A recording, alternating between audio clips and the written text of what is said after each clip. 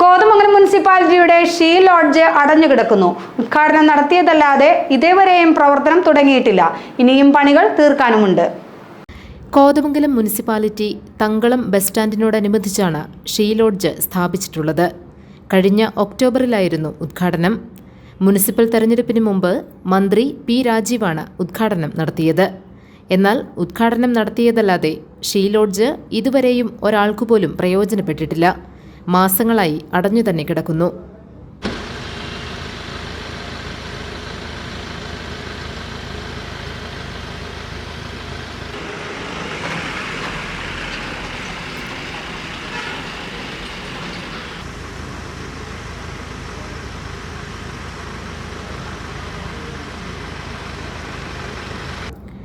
പണികൾ പൂർത്തിയാക്കാതെയാണ് ഷീ ലോഡ്ജിന്റെ ഉദ്ഘാടനം നടത്തിയത്.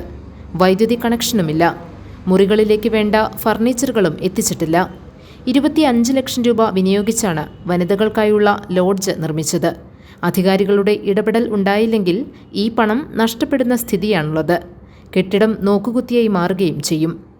GTV news, Kothamangalam.